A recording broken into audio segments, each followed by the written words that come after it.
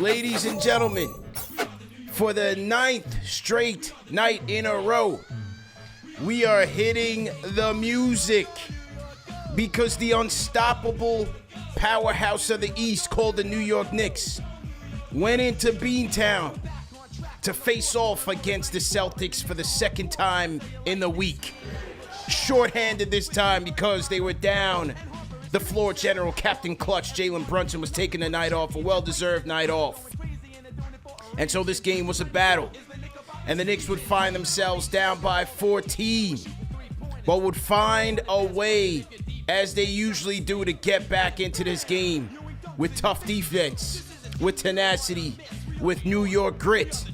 And so the Knicks would take an 11-point lead into the fourth quarter. But here come the Boston Celtics. Tatum, Brown, Horford, they would not go quietly into the night. And so the Knicks were looking for answers. Who was going to come up big in the clutch without our guy Jalen Brunson? And that man's name was Immanuel Quickley, ladies and gentlemen. IQ, who played the entire second half, comes up big with clutch shot after clutch shot. 38 points, 8 rebounds, 7 assists for IQ. It did not matter who they threw at him tonight. Unbelievable test for this Knicks team. I mean, every night, it's a new high for this team. Every night, we're saying this is the best win of the season. Well, maybe it was tonight. And 131 to 129. Absolutely outstanding. 9 in a row.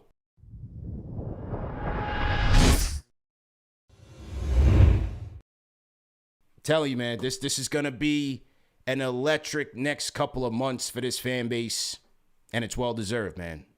CP, this is not only likely the game of the year for the New York Knicks. How about the NBA? Yeah. Adam Silver is thrilled tonight. Yeah, your two classic teams going double OT in the classic. Classic teams, classic franchises, national television, ratings, the Knicks, good for the NBA. You get a double overtime thriller. And the NBA is probably just dreaming about what this season could be in the playoffs with the New York Knicks. And I think it's the game of the year for the Knicks. It's the game of the year for the NBA. And I think Immanuel Quickley, CP. And before I saw this tweet, I said to myself, he might have just stamped the Sixth Man of the Year award tonight. Whoa, with no Malcolm Brogdon. With no Malcolm Brogdon out there, that might have been, bro. Might be right. Well, according to Caesar Sportsbook, after tonight's performance, Immanuel Quickley is the betting favorite now over Malcolm Brogdon. Wow. To win the Sixth Man of the Year award. Wow. Just like that. Just like that. And it should be that way because you go up against the player that missed tonight's game. And then this player is asked to be a starter tonight. Jalen Brunson's out. And I've talked about the most critical part of his development has been two things. Number one, game to game, understanding what his role is for that specific night. Remember last year we talked about him just looking a little confused on a night-to-night basis. Doesn't know if tonight I have to be a point guard. Do I have to be more of a scorer tonight? So when we saw a player going to those transitions, we saw an inconsistent player 100%. as a result of that. And I talked about how the next step in his development is understanding the matchup and understanding the moment. And although you play a certain position, that position doesn't mean you have to play the exact same way every game because every game is going to bring a new challenge, a new matchup, and new schemes. And tonight, the moment was for him to really do something I didn't think he could do, and that's take over and be a star for a night. Right. Julius Randle, you didn't think Julius Randle needed this? Some type of, from someone, whether it was RJ, him, whoever, Julius Randle needed someone else to play like this tonight. Yeah. I mean, the guy is gassed. He was gassed. Julius was gassed tonight. And he still figured out a way to produce tonight. Yeah. Unbelievable, man. Oh, real. I can't, I mean, I don't know what to say, CP. I don't know what to say. This is ridiculous, man. Yeah. They put the league on notice. I think this was the one, bro. I think this was the one. To go up against the number 1 seed in the East, or number 2, I think Milwaukee's in first right now. in enemy territory without your best player. And the grit that this team showed with Quickley leading the way, it's been nothing short of phenomenal. You know, and you talked about all these things with Quickley in terms of his development this year. There's nobody on this team that knows their role better than Quick, but there's no one that's been more versatile than Quick either. As a starter, remember, he had started a couple of games in RJ's absence. He started 10 games in RJ's absence. 17-4-4 as a starter.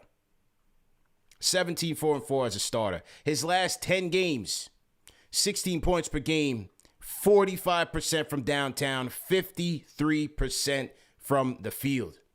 We talk about that consistency. The shooting numbers is what's that's it for me, man. Because his defense was always on point this year. But the shooting numbers now have been consistent.